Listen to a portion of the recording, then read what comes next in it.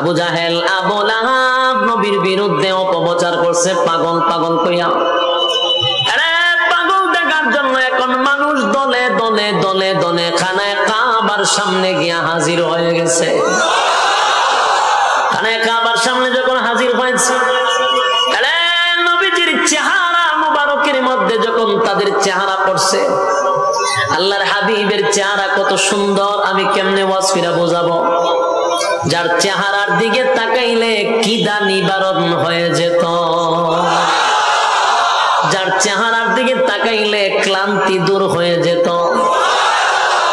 মানুষগুলি পাগল দেখতে গিয়া খানায় কাবার সামনে মানুষগুলি নবীর চেহারা মুবারক দেখে জোরে জোরে চিৎকার মারতে শুরু করছে আর বলতে লাগলো, খানায় কাবার কসম, এই লোক কোনদিন পাগল হতে পারে না, পাগল হতে পারে না, পাগল হতে পারে না। মানুষগুলি নবীর চেহারা মুবারকের দিকে তাকায় আছে, তারা তাকাইতে তাকাইতে এক সময় তারা নবীর প্রেমে পাগল হয়ে গেছে। এত সুন্দর চেহারা। কিছু মানুষ ছিল তাওরাতের, কিছু আলেম ছিল সেখানে, তারা জোরে জোরে চিৎকার দিতে লাগলো আর বললো, আমরা তাওরাত পড়েছি, আমরা তাওরাত পড়ে পেয়েছি এই জামানায় একজন পয়গম্বর আসার কথা। তার চেহারা মোবারক কেমন হবে, তার দাঁত মোবারক কেমন হবে, তার চোখ মোবারক কেমন হবে, চুল মোবারক কেমন হবে, বডিটা কেমন হবে, চেহারাটা কেমন হবে, সব কিছু বর্ণনা তাওরাত কিতাবে পেয়েছি। আর এই বর্ণনা অনুযায়ী ওনাকেই বোঝা যায় আখিরি জামানার পয়গম্বর, যার বংশ হবে কুরাইশ, যার দাদার নাম হবে আব্দুল মুত্তালিব, বাবার নাম হবে আব্দুল্লাহ, আর তার নাম হবে মুহাম্মদ। এরে ভাই, যখন তারা সবগুলি মিলে গেল, এমনি চিৎকার দিয়ে বলতে লাগলো, একটা সেকেন্ড দেরি করতে চাই না, পড়ায়া দেন লা ইলাহা ইল্লাল্লাহু মুহাম্মাদুর রাসূল সাল্লাল্লাহু আলাইহি ওয়াসাল্লাম। কালেমা পড়ে দলে দলে মানুষগুলি কালেমা পড়া ঈমান আনতে লাগলো। ওরে পাগল দেখতে গিয়া এখন দলে দলে দলে দলে মানুষ মুসলমান হইতে লাগলো। এই খবর চলে গেল আবু লাহাবের কানে, এই খবর চলে গেল আবু জাহিল্লার কানে। সান্দি গরম হয়ে গেছে। সারাটা রাত ঘুমাইলাম না, মানুষের দাঁড়ে দাঁড়ে গিয়া পাগল পাগল বললাম। রাত্রের বেলা পাগল বলি, সকালে তারা পাগল দেখতো আইসা কালেমা পড়ে। মেজাজ তো গরম হয়ে গেছে, না বরদাস্ত করা যায় না। কেমনে গো এত ভাবে বুঝাইলাম, তারা দিয়ে সব পাগল দেখতো যায়। পাগল গিয়া দেখতেই শেষ না, কালেমা পইরা ঈমান লইয়া বাড়িতে আয়। পাগল পইলা সাধারণ মানুষের কাছ থেকে নবীরে দূরে সরানোর চেষ্টা করছিল, পারছে? চেষ্টা করছিল। এখন মানুষ আরো বেশি আসে, ঠিক নেই? ঠিক 1400 বছর পরে এখন বর্তমানে একই ষড়যন্ত্র। নবী নাই, নবীদের কাজ করবে উলামায়ে কেরামরা। যখন আলেম উলামারা হকের কথা বলতে যায়, সত্য কথা বলতে যায়, কোরআনের কথা মানুষের কানে কানে পৌঁছায়া দিতে যায়, ঠিক সাধারণ মানুষের কাছ থেকে আলেমদেরকে দূরে সরানোর জন্য 1400 বছর পর একটা ষড়যন্ত্র হলো। মিথ্যা অপবাদ আলেমদেরকে দেওয়া হয়, জঙ্গি আলেমরা মৌলবাদী।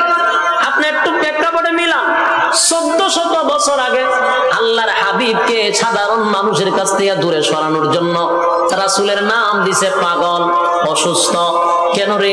যেন মানুষ রাসূলের কাছে না আসে।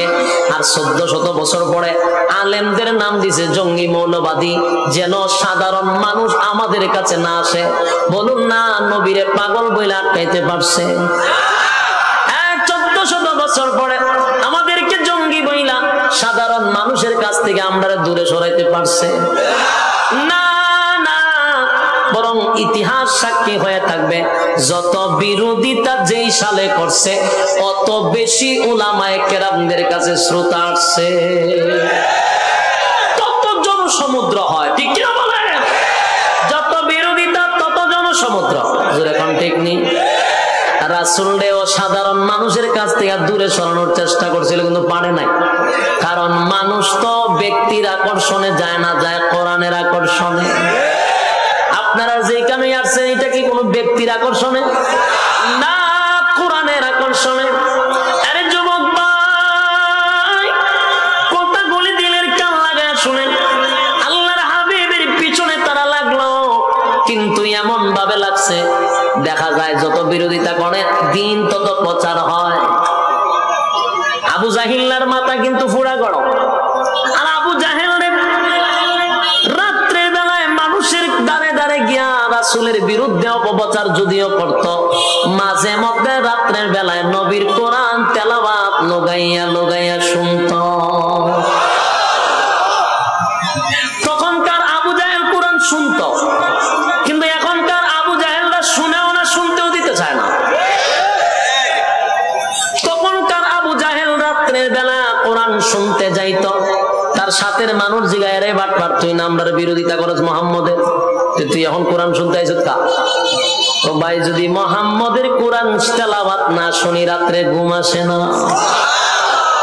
কারণ জানতো এটা বড় মজা। সুবহানাল্লাহ। কোরআন কি মজা। কোরআন যদি কোনো পাথরওয়ালা দিলওয়ালা মানুষ থাকে, শুনলে তার দিল পর্যন্ত নরম হয়ে যায়, ঠিক কিনা? কোরআন বড় মজা। আবু জাহেল রাসূলের বিরোধিতা কইরা কোন দিকে আটকাইতে পারে না। একটা পর্যায়ে গেল তুফাইল রাদিয়াল্লাহু তাআলা আনহু, তখন উনি ঈমান আনে নাই। উনি ছিল একজন কবি, শিক্ষিত লোক। ওই আবু জাহেল গেছে তুফাইলের কাছে গিয়া কয়, তুফাইল রে, সাবধান, মুহাম্মদের কাছে দাঁড়াও যাইবা না।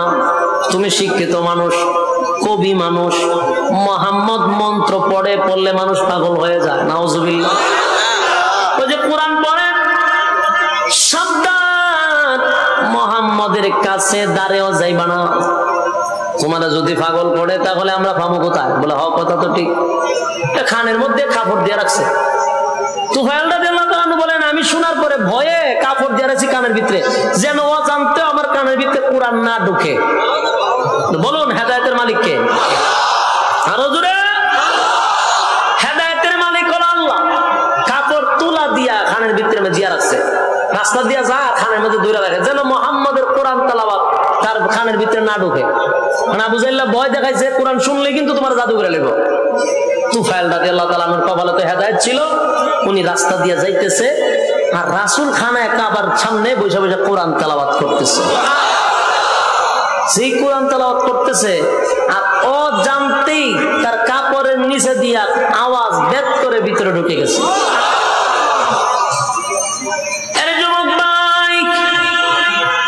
আল্লাহর হাবিবের কোরআন তেলাওয়াত কত সুন্দর, আমি আপনাদেরকে কেমনে বোঝাই। শুধু দাউদ নবীর কথা বলি। দাউদ নবীর আমার আল্লাহ একটা কণ্ঠ দিছিল। তার জবর থেকে যখন সে তেলাওয়াত করত, দাউদ নবী যখন টান মারত, উড়ন্ত পাখি, সবগুলি উড়ন্ত পাখির সাথে সাথে জমিনে বৈশা যাইত দাউদ নবীর তেলাওয়াত শোনার জন্য।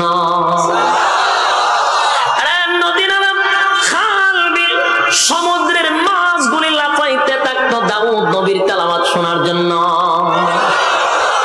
বনের হিংস্র প্রাণীগুলা চতুর্দিকে ঘেরাও করতো দাউদ নবীর তেলাওয়াত শোনার জন্য।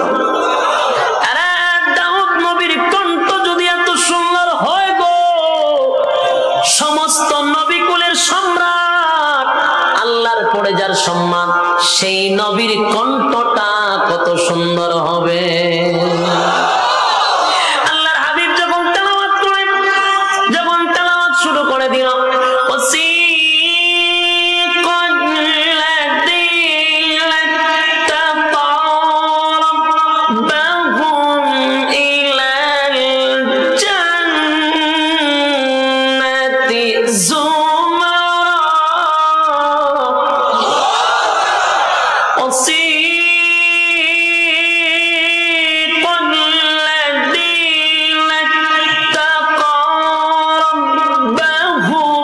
إلى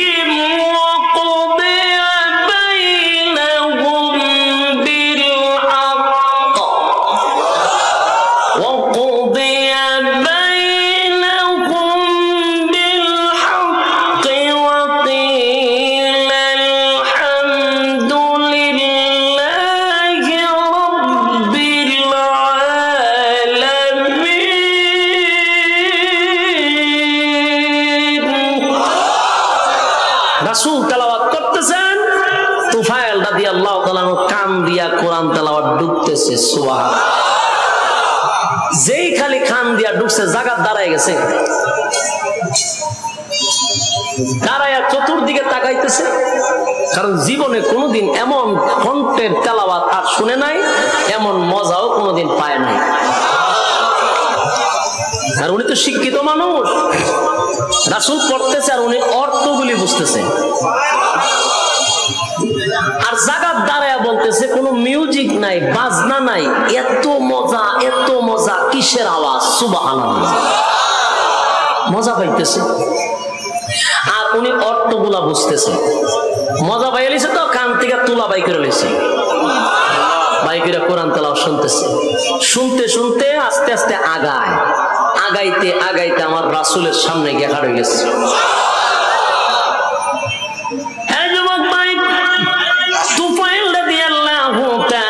কোনদিন আল্লাহর নবীরে দেখে নাই, এই প্রথম আল্লাহর নবীর চেহারার দিকে তাকাইছে, জীবনের প্রথম কানের ভিতরে কোরআন তেলাওয়াত ঢুকাইছে, আর নবীর চেহারা মোবারকের দিকে তাকাইয়া কোরআন তেলাওয়াত শুনতেছে আর বলতেছে, না না, এটা কোনোদিন মন্ত্র হতে পারে না, কারণ আমি শিক্ষিত, আমি অর্থ বুঝি না গো, এটা কোনোদিন মন্ত্র হতে পারে না, এটা নিশ্চয়ই আসমানি কোনো কথা হবে, কারণ আমি তাওরাত পড়েছি, ইনজিল পড়েছি, আমি অর্থ বুঝি, আসমানি কিতাবের অর্থ আমি বুঝি।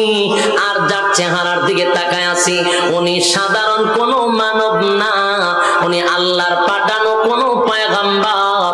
আর এই যুগে একজন পয়গম্বর আসার কথা, যার বংশ হবে কুরাইশ বংশে, যার বাবার নাম হবে আব্দুল্লাহ, দাদার নাম আব্দুল মুত্তালিব, নাম তার হবে মুহাম্মদ। আর আমি সব বর্ণনা অনুযায়ী মিল পেয়েছি, একটা সেকেন্ড আমি তুফাইল দেরি করতে চাই না, পড়ায়া দেন লা ইলাহা ইল্লাল্লাহু মুহাম্মাদুর রাসূল সাল্লাল্লাহু আলাইহি ওয়াসাল্লাম।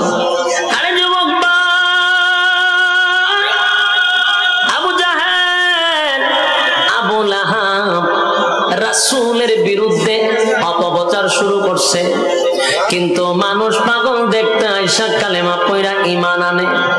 একটা পর্যায়ে আবু জাহেল, আবু লাহাব আল্লাহর নবীর বিরুদ্ধে এমন ভাবে লাগলো, সবাই বলতেছে আর বিরোধিতা করব না, বিরোধিতা কইরা দেখছি বিরোধিতা করলে মানুষ কালেমা পয়রাকে ঈমান আনে, সুতরাং মুহাম্মদের সাথী সঙ্গী যেখানে পাবো সেখানে মারবো।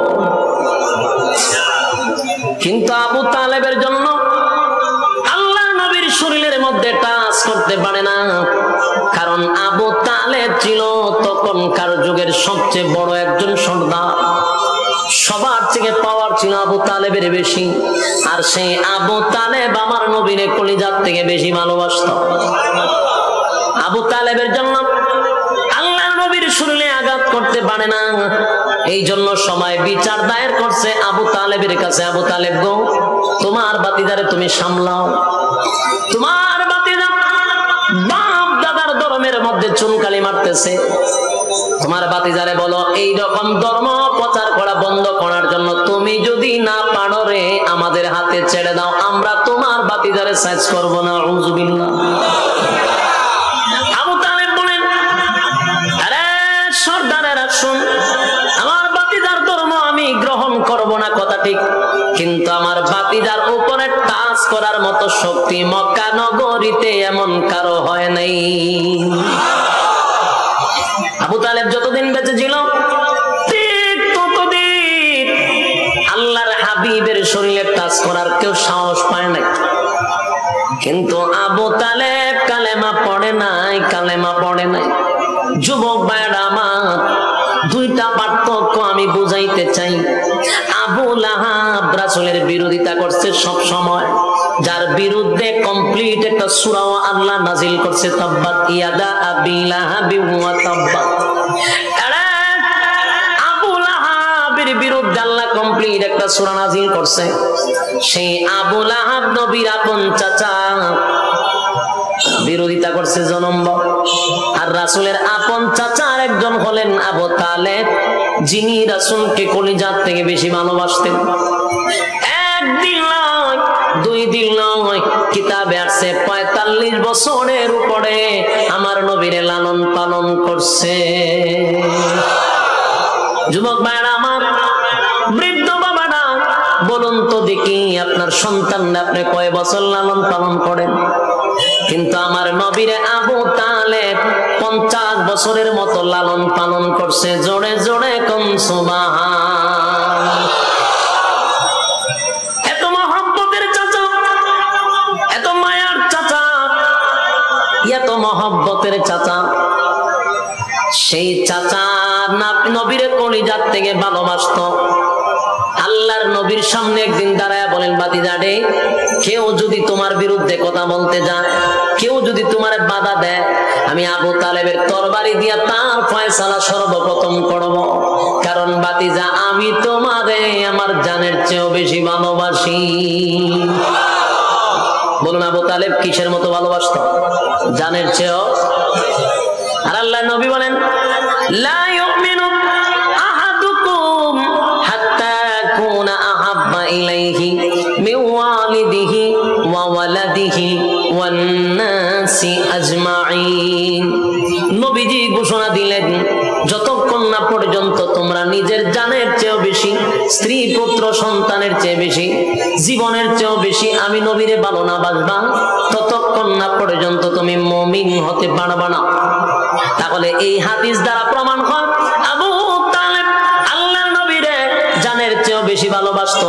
প্রশ্ন হলো, মুমিন কেন হলো না? এর যুবক ভাই, আবু তালেব রাসূলের কলিজা থেকে ভালোবাসতো গো। এর মধ্যে কোনো সন্দেহ ছিল না, কোনো ফরমালিং ছিল না, কোনো ফরমালিং ছিল না। আল্লাহর হাবিব চাচার কাছে বড় হয়েছেন, চাচা নিজে না খাইয়া নবীর মুখে খাবার তুলে দিছে। আরে কোথাও সফরে গেলে আবু তালেব নবীর চেহারা মুবারকটা দেখে সফরে গেছে, কোথাও থেকে আসলে নবীর চেহারা আগে দেখছে, নিজের সন্তানের মুখে আগে খাবার দেয় নাই, আবু তালেবের মুখে আগে খাবার তুলে দিছে। সেই মহব্বতের চাচা কালেমা পড়ে নাই, কালেমা পড়ে নাই, কালেমা পড়ে নাই, অথচ রাসূলের অনুসরণ করে নাই, কিন্তু রাসূলের জন্য জীবন দিতে প্রস্তুত ছিল। আবু তালেব যেদিন দুনিয়ার থেকে বিদায় হয়ে যাবে, সেদিন মরণাপন্ন বিছনায় পড়ে আছে। আবু জাহিল্লা বসা, আবু লাহাব বসা, বড় বড় লিডার বসা। আল্লাহর নবী মাঝখান দিয়া ঢুকছে, ঢুইকা কানে কানে বলতেছেন, প্রাণের চাচা গো, একবার বলে লা ইলাহা ইল্লাল্লাহু মুহাম্মাদুর রাসূলুল্লাহ সাল্লাল্লাহু আলাইহি ওয়াসাল্লাম। আবার প্রাণের চাচা,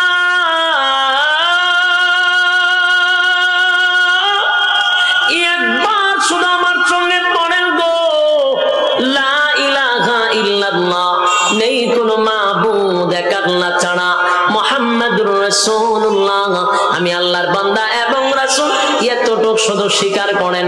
আবু জাহেল শোনা লাগবে না, আবু লাহাব শোনা লাগবে না, একটা বেঈমানের বাচ্চার কানে আওয়াজ দেওয়ার প্রয়োজন নাই, শুধু আমি বাতিজার কানে আপনি শোনায়া দেন। আমি আপনারে ওয়াদা দিলাম, ওয়াদা দিলাম, কিয়ামতের কঠিন ময়দানে, ওগো প্রাণের চাচা, কিয়ামতের কঠিন ময়দানে আমি আপনারে না লইয়া আল্লাহর তরি জান্নাতে যাব না। আল্লাহু আকবার বলেন, এই উচ্চ আওয়াজে বলেন আল্লাহু আকবার। একটা জবান বন্ধ রাখবেন না, আল্লাহু আকবার। আরে আবু তালেবের কপালটা কত ভালো ছিল, এত বড় সুসংবাদ, এত বড় সুসংবাদ আল্লাহর নবী আবু তালেব রে জানাইছে, প্রাণের চাচা গো, কেউ শোনা লাগবে না, শুধু আমার কানে কানে পৌঁছায়া দেন, কিয়ামতের মাঠে আমি আপনার সুপারিশ করে জান্নাতে নিব। এত বড় সুসংবাদ দিল, কিন্তু আবু তালেব নবীর কথায় কান দিল না। আবু তালেব বলেন, বাতিজা রে, আমি তোমারে ভালো করে চিনি, ও বাতিজা, আমি তোমারে মহব্বত করি, জানের চেয়েও বেশি ভালোবাসি, আমার কলিজা করি রে ভাতিজা, তোমার ব্যাপারে নতুন কইরা আমারে ওয়াজ করা লাগবে না। আরে ভাতিজা, তোমার ব্যাপারে নতুন কইরা ওয়াজ করা লাগবে না গো, কারণ তুমি যে সমস্ত নবী কুলের সম্রাট, তুমি যে নবীদের নবী, রাসূলদের রাসূল, এটা আমি তোমার চাচা আবু তালেব ভালো করে জানি। আরে যুবক ভাইরা আমার, শেষ প্রান্তে শুধু আপনাদেরকে বলতে চাই, আবু তালেব জানতনি, জোরে কয় না।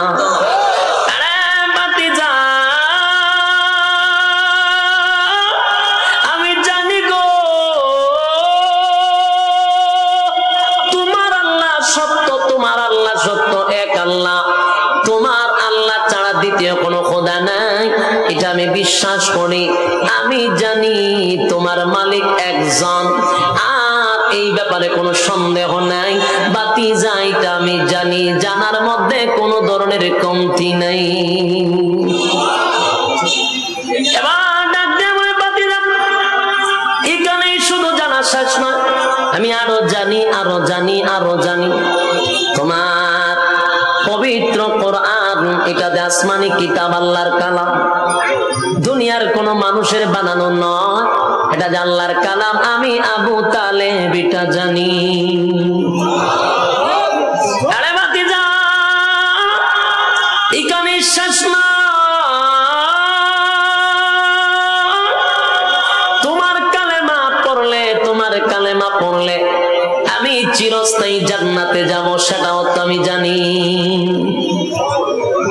আরে ভাতিজা, এখানেই শেষ নয়, তোমার কালেমা না পড়লে চিরস্থায়ী জাহান্নামে যাব, তোমার কালেমা পড়লে চিরস্থায়ী জান্নাতে যাব, সেটাও জানি।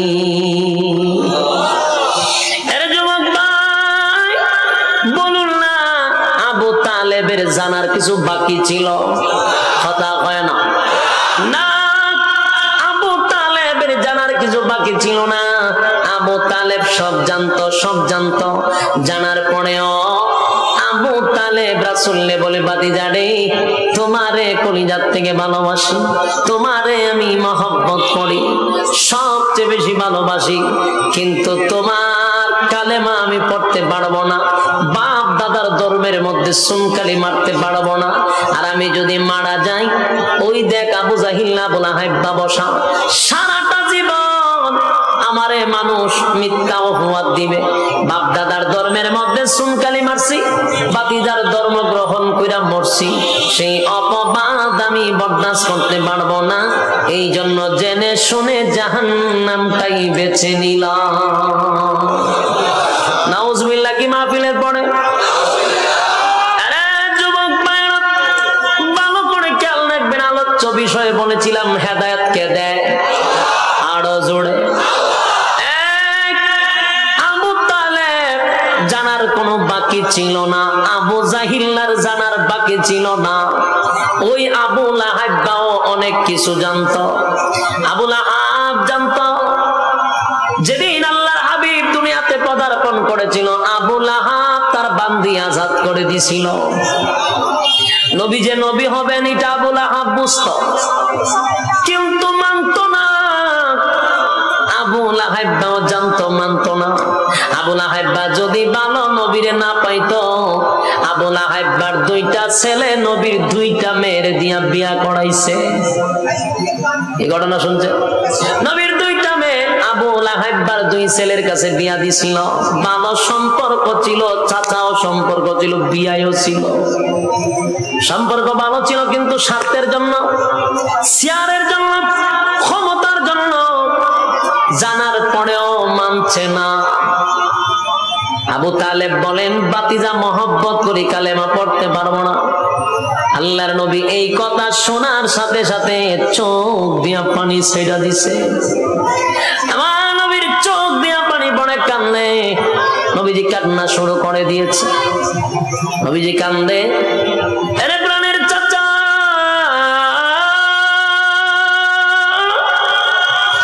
এত মহব্বতের চাচা গো, আমার বাবা নাই, চাচায় দিছে, নিজে না খাইয়া আমার চাচায় খাওয়াইছে। চাচা যতদিন দুনিয়ার জমিনে বেঁচে ছিল আল্লাহর হাবিবের শরীরে একটা টাচ কেউ করতে পারে নাই। এমন মহব্বতের চাচা চোখের সামনে চিরস্থায়ী জাহান্নামী হয়ে যাবে। কেমনে রে আমি নবী হইয়া বরদাস্ত করি, কিভাবে সহ্য করি? আল্লাহর হাবিব চোখের পানি ছেড়ে দিয়া কান্দে। ঠিক এই মুহূর্তে আমার তেলাওয়াতকৃত আয়াত আমার আল্লাহ নাজিল করে জানায়া দেয়, ইন্নাকা লা তাহদি মান আহবাবতা ওয়ালাকিন্নাল্লাহা ইয়াহদি মান ইয়াশা।